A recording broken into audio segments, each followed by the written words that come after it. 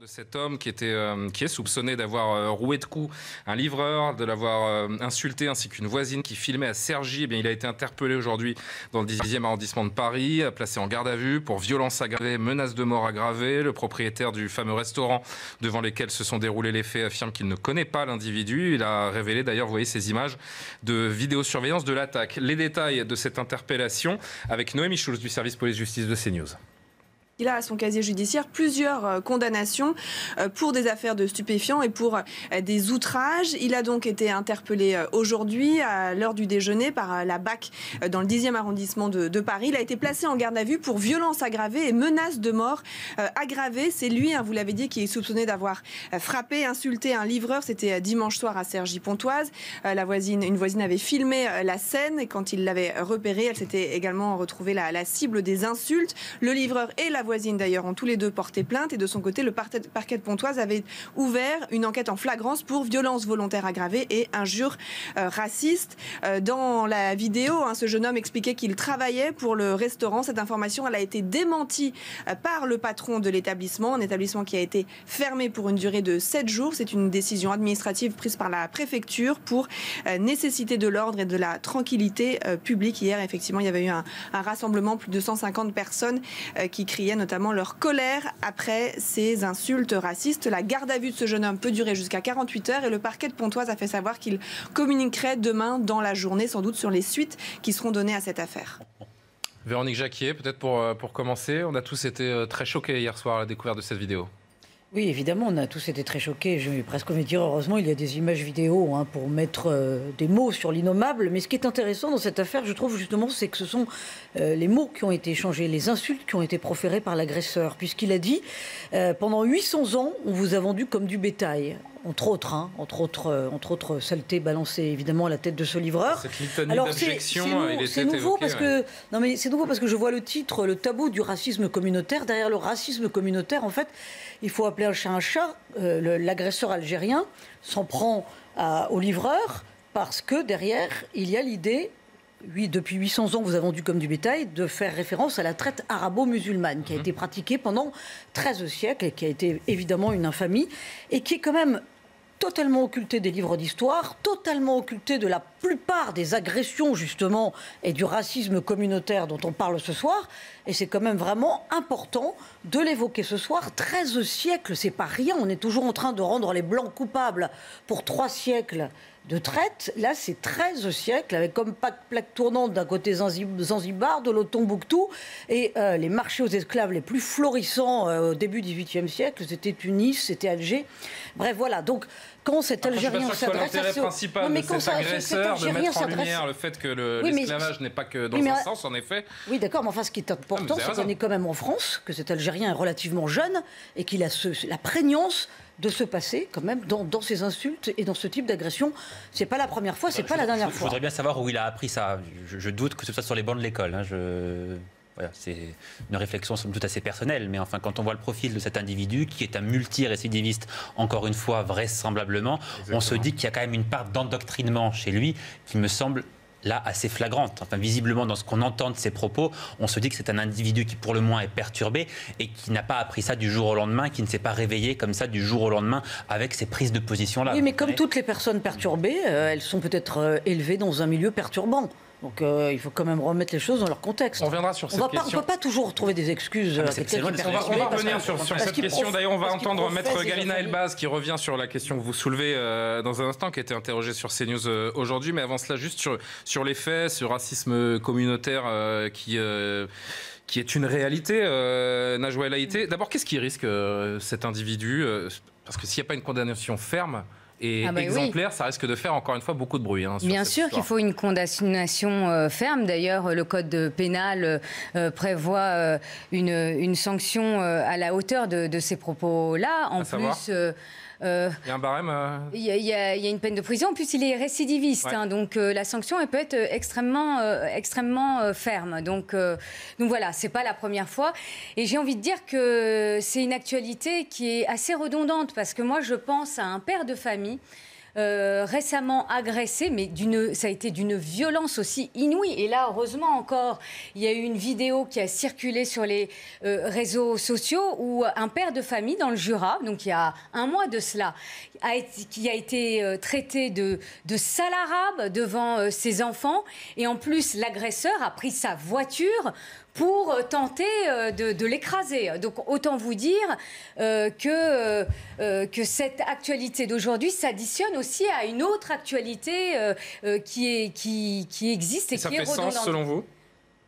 Eh bien, cette addition d'actualités similaires, est-ce que c'est juste une addition ou est-ce que le tout regroupé donne sens à ce qui est en train de se passer dans notre société ? Je vais vous dire, on peut être inquiet. Pourquoi ? Parce que quand on regarde les chiffres du ministère de l'Intérieur, en 2020, vous avez plus de 5% des infractions qui sont des infractions à caractère raciste et qui ont augmenté de 5%.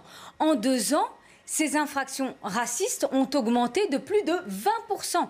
Donc il y a en effet des raisons d'être inquiet et puis rappeler que le racisme n'est pas une opinion. Donc on le dit à longueur de journée, mais ce n'est pas une opinion et c'est fermement sanctionné par le code pénal. Et une fois que j'ai dit ça, je vais aller un peu plus loin.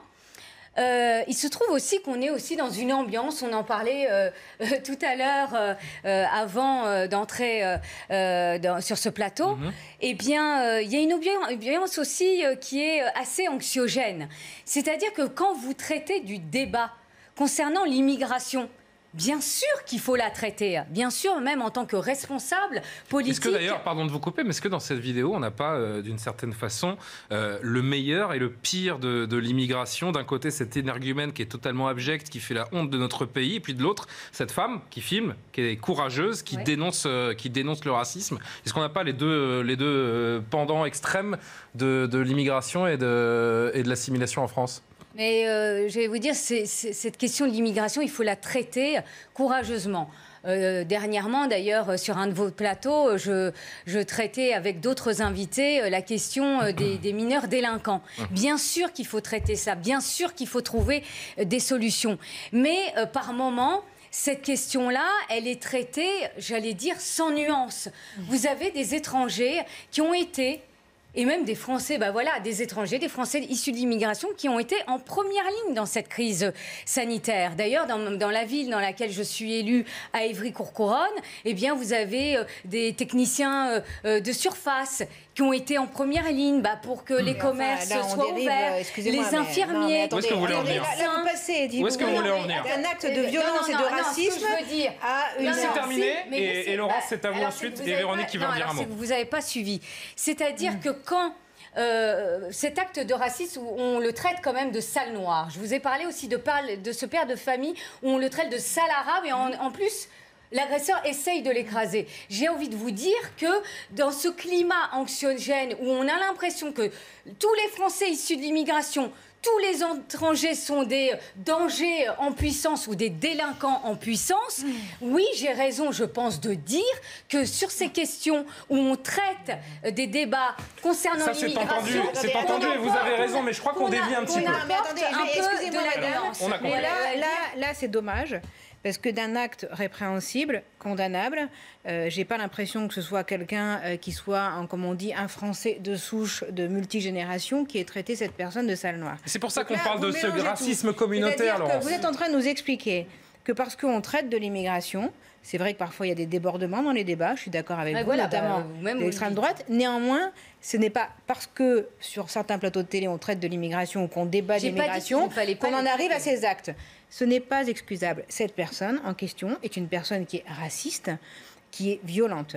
Le racisme en France, malheureusement, des actes comme ça, il y en a tous les jours, malheureusement, je le dis, et qui ne sont pas filmés. Parce qu'on est dans un pays où maintenant les sociétés s'affrontent. Le pays est très divisé.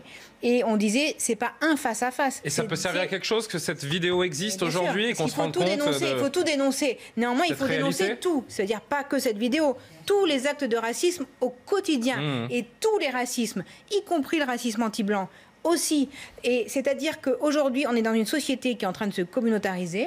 c'est pas un face-à-face, s'américaniser peut-être c'est aussi. des face-à-face. Et donc la haine et la violence s'expriment comme ça dans la rue. Mais je pense que ça n'a rien en lien avec les débats sur l'immigration, parce que à force de pas vouloir parler d'immigration, Moi, j'ai et pas à dit qu'il force ne fallait d'expliquer... Ne dites Non, pas ce que je vous voyez, ne de voulais faire pas le dire. lien, déjà, je trouve Non, que c'est un petit peu non, tendancieux.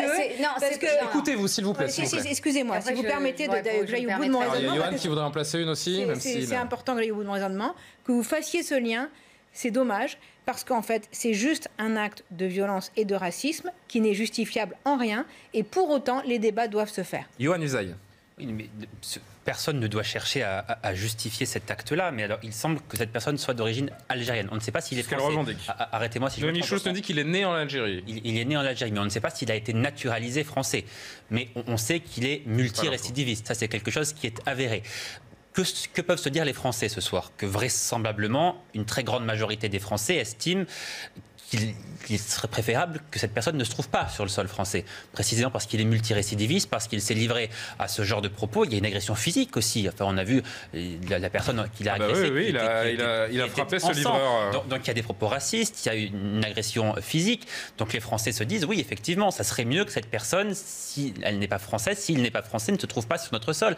Mais on peut se mettre à la place... Mais ça serait bien que la France se montre forte, et que justement, parce que cet individu, il vit sur notre territoire, qu'on le juge en France, qu'il fasse sa peine en France, Attendez, que ce soit la France qui le punisse. Il est français, on n'en sait rien. Et peut-être qui français. plus est, s'il est français. A priori, il a vécu toute sa vie en France, donc on peut imaginer... Enfin, on va pas dire n'importe quoi parce qu'on n'a pas l'info, mais... Non, bien sûr, il est peut-être français, mais peut-être que ce que veut dire Najwa El Haïté, c'est qu'il y a des étrangers qui se livrent à ce genre de comportement sur notre territoire et qui font du mal à toutes les personnes immigrés, d'origine immigrée, qui se comportent extrêmement bien dans notre pays, qui ont toute leur place dans notre pays, qui sont parfois et souvent essentiels à notre pays. Et parce que les Français, à force de voir ce genre d'image se livrent à des amalgames, ça devient extrêmement dangereux. Parce que c'est là qu'on arrive à faire des amalgames. Vous comprenez? À force de voir ce genre de situation se répéter, les Français sont quelque part à bout, mélangent tout. Mais c'est ce qui est surprenant, c'est qu'un Algérien traite un noir de noir. C'est ça la réalité, c'est ça qui est surprenant.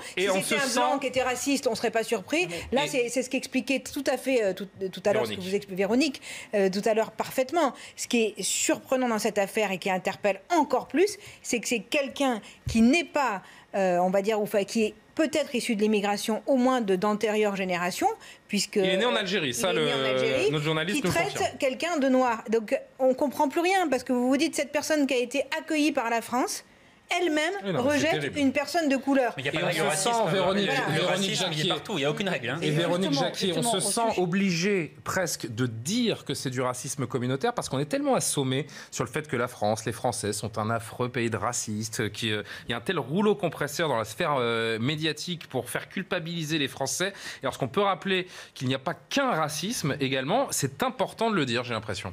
Non, mais non seulement il ne faut pas faire d'amalgame, mais non seulement la France n'est pas raciste, mais il y a un tabou en France, c'est celui justement du racisme anti-blanc qui se développe. Et pourquoi on en est là? Parce qu'on voit... Pour certains, ça n'existe pas, le racisme anti-blanc, parce que les blancs ne sont pas refoulés pour des appartements, pour trouver du travail. C'est l'argument de ceux qui disent que le racisme anti-blanc n'existe pas. Mais parce qu'on ne sait plus faire nation, c'est pour ça qu'on en est là. On en est là parce qu'on ne sait plus faire nation, qu'on voit le multiculturalisme croître, après avoir vanté, tout au moins une certaine gauche, que c'était quelque chose de formidable depuis les années 80. On voit où on en est. Et ce qui me paraît important, c'est que qui dit croissance du multiculturalisme dit qu'on ne fait plus France. Et donc, c'est la guerre des territoires. Et il y a effectivement, là, on le voit, des guerres de territoire entre des Noirs et des Algériens. D'un autre côté, ça va être guerre de territoire pour le trafic de drogue. Et on voit une archipélisation de notre pays. C'est la phrase n'est pas de moi. Et la victime, elle est en guerre de territoire. Elle est juste victime. Mais voilà, donc on a vraiment l'impression presque bientôt que la France est un pays à la dérive. Mais non, c'est sûrement pas un pays raciste. C'est pas une guerre de territoire, c'est juste, un racisme latent qui dure depuis des années. J'évoquais cet exemple hier que chacun peut vérifier. Si vous avez par exemple une jeune femme maghrébine qui s'affiche sur les réseaux sociaux avec son petit copain noir, c'est un torrent d'insultes et de menaces qui vont être proférées. Et inversement. On est d'accord, mais ça ne vient pas des Blancs. C'est une réalité. Ça ne vient pas des Blancs. Bien sûr que non. Donc c'est un racisme ethnique. Voilà, comme il existe un racisme entre certaines ethnies africaines, comme il existe, voilà, dans tous les pays du monde. Je voudrais juste qu'on entende Abdoulaye Kanté, qui est policier dans les Hauts-de-Seine. Et justement, il parlait tout à l'heure chez Laurence Ferré de sa propre expérience en tant que policier noir. Il se fait régulièrement insulter. Écoutez-le. Ce racisme aussi, communautariste, je le subis parce que, effectivement, comme vous êtes policier noir et que justement vous êtes traité de tous les noms. Ça vous arrive, vous, dans l'exercice de vos fonctions ? Tous les jours, systématiquement, que ça soit dans l'exercice de mes fonctions ou à travers les réseaux sociaux, parce que je clive. Parce que par rapport au fait que je ne veux pas justement essentialiser ni généraliser, et si on doit parler aussi du racisme entre parenthèses communautaire, juste apporter une petite précision, c'est qu'il a toujours existé, sauf qu'on ne le voyait pas. Mais encore une fois, c'est qu'il faut qu'on essaie de sauter ce pas, c'est-à-dire de la hiérarchisation du racisme, parce qu'il n'y a pas de bon ou mauvais racisme. Exactement. Qu'on soit bien d'accord avec ça, le racisme en lui-même, c'est ce fléau que tout le monde doit combattre. Le racisme est universel, on a tendance peut-être à l'oublier. Laurence ? Et moi, je pense qu'on est dans un cycle infernal où on classe les gens effectivement selon leur couleur de peau, selon leur religion aussi. Maintenant, tout le monde doit dire s'il est catholique, s'il est juif, s'il est athée, etc. Et on n'arrive plus effectivement à voir les individus, les personnes, les Français comme des Français et des gens vivant ensemble. Et tous les racismes, évidemment, sont condamnables. Et là, dans ce cas-là, en fait, ce qu'on reproche à ce policier, c'est d'être noir et servir la France. Et ce sont des Noirs qui lui reprochent, en lui disant tu es. Alors il ne le dit pas. Il dit pas que ce sont des. Moi je le sais parce qu'on le suit tous sur Twitter et on voit bien que ce qu'on lui reproche, c'est tu es en fait un esclave. Je me souviens lors d'une manifestation, ce policier noir qui était pris à partie, qui était traité exactement. De collabo, ou en je fait, sais plus quel était le mot. Ce sont des communautés qui reprochent en fait à des personnes, qu'elles soient ou de couleur ou de religion, etc., de servir la France parce qu'ils sont profondément français. Et ce qu'il subit, lui, ce n'est pas de la part de gens qui sont français et blancs, ce sont de la part d'autres personnes noires qui lui disent « En fait, tu nous trahis parce que tu sers la France ». C'est ça qui se passe. Je vous fais réagir, Najwa El Haïty, dans un instant. Je veux juste qu'on entende, avant d'avancer sur un autre thème, Maître Galina Elbaz, donc avocate, présidente de la commission discrimination de la LICRA. Elle revient sur cette affaire et elle évoque ce que vous disiez, Véronique, en début de thème, c'est-à-dire la face cachée de l'esclavagisme, finalement, qui est abordée également avec cette actualité. Pardon, écoutez-la.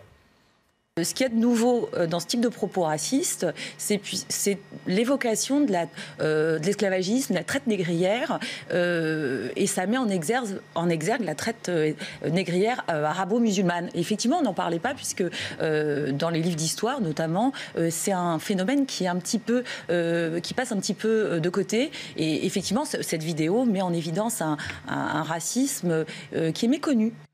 Najwa El Haïty, ça doit nous interroger également, cette actualité, sur la face cachée de l'esclavagisme ? Oui, ça doit bien sûr nous interroger par rapport à une histoire, en effet. L'histoire ne retient pas forcément cette phase cachée. Mais non, cette histoire-là, non, on ne la retient pas, cette phase de l'esclavagisme arabo-musulman, qui est une réalité, et on en parle peu. Mais moi, j'aimerais dire que ce racisme communautaire, il n'est pas nouveau. Enfin, ça date de plusieurs années. Moi, en tant qu'élue, et pas forcément à Évry-Courcouronnes, j'ai été élue aussi dans une haute ville il y a quelques années de cela.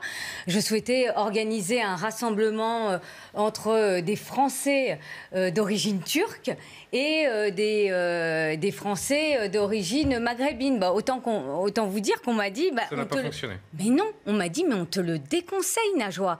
Parce qu'il faut vraiment... que tu organises un événement pour chaque communauté. Donc, ce racisme communautaire, il n'est pas nouveau. Il n'est pas nouveau. Dans certains quartiers, il existe depuis plusieurs années. Après, moi, j'ai envie de vous dire, mais moi, c'est plus l'avocate qui parle, le racisme, il faut le combattre dans sa globalité. Moi, ça me gêne de parler de racisme, de lutter contre le racisme communautaire. On lutte contre toutes les formes de racisme. On parlait du racisme anti-blanc. Il faut... voilà. Et nous-mêmes, d'ailleurs, dans ce débat-là, on tombe dans ces pièges-là. Parce qu'on dit racisme anti-blanc, racisme anti-arabe, racisme anti-noir. Non, moi, ils sont tendus par une partie aussi de l'échiquier politique, associatif. Bien sûr, et anti-asiatique aussi. Parce exactement. Oui, comme c'est le cas d'ailleurs énormément en ce moment aux États-Unis. Mais bon, et donc il faut combattre le racisme de manière, j'allais dire, une et indivisible, de manière universelle. Et le code pénal, il distingue pas le racisme en fonction de votre couleur de peau. quand même. Donc voilà, évitons aussi les pièges tendus par une certaine classe politique. Non, mais là, c'est parce qu'on commente ce fait en particulier, mais de manière générale, évidemment qu'il faut combattre tous les racismes, mais là, on est dans un fait particulier qui révèle une forme de racisme qui est moins connue, il faut le dire. Quand vous habitez dans le Morbihan ou dans la Creuse, je pense qu'il y a une partie des Français qui nous regardent, qui a découvert une forme de haine dont on parle très peu. Dernier mot sur ce sujet et on avance, Véronique. Oui, deux choses. La première, c'est que Christiane Taubira avait estimé que ce racisme, que la traite arabo-musulmane ne devait pas être évoquée pour ne pas faire culpabiliser la jeunesse maghrébine de France. Donc ça, c'était déjà une chose et ça remonte à il y a quelques années. Donc on voit les dégâts que ça fait maintenant. Quand on nie le réel, on se le prend toujours dans la figure. Ça, c'est la première chose. La deuxième, c'est que quand vous dites ça date d'il y a quelques années, non, ça ne date pas d'il y a quelques années, ça date d'il y a plusieurs siècles, puisque la traite arabo-musulmane a duré 13 siècles et que, surtout, le continent africain, ça veut dire qu'il y avait d'un côté les musulmans qui prenaient les Africains pour leurs esclaves. Et il y a une importation de ces mémoires sur notre sol. Qu'est-ce qui a fait que jusqu'à présent ça tenait ? C'est l'universalité, pardonnez-moi, je vais peut-être être un peu choquante, d'une terre chrétienne. C'est-à-dire que ce sont les missionnaires protestants qui sont allés en Afrique et qui ont éradiqué l'esclavage, notamment du côté de Zanzibar et du côté du Zambèze. Ce sont les missionnaires qui étaient d'ailleurs des anglo-saxons à l'époque. Et quand ces gens-là sont arrivés en terre de France, qui était à l'époque une terre chrétienne, où il n'y avait pas encore ce multiculturalisme, il y a 40, 50 ans, 60 ans, évidemment, ça se passait beaucoup mieux qu'aujourd'hui. Maintenant, ces mémoires ont été un peu assoupies, donc on en est où on en est. Bon, Johan, je sais que vous voulez dire un dernier mot, mais rapide. Simplement pour répondre à ce que disait Véronique, on peut aussi y mettre une hypothèse qui, moi, me semble quand même la plus probable, c'est que cet individu se serve de ce prétexte de l'esclavagisme pour justifier ses propos racistes. Enfin, excusez-moi, mais je n'ai pas l'impression que cette personne... Non, il se sert de rien, c'est juste un abruti rempli de haine qui a déversé son venin. Il a été élevé là-dedans. Vous n'en savez rien. Vous n'en savez rien. Moi, je n'ai pas l'impression que cet individu, voyez-vous, par exemple, est... En revanche, il a peut-être côtoyé des gens qui sont un petit peu dans le même système de pensée que lui. De là à dire qu'il a été élevé là-dedans. Mais de là à connaître toute l'histoire de la traite, etc., pardonnez-moi. Il n'en sait rien. Il n'a clairement pas le profil, à mon sens, et c'est plutôt, à mon avis, un prétexte et une excuse pour justifier ces propos qui sont absolument inadmissibles.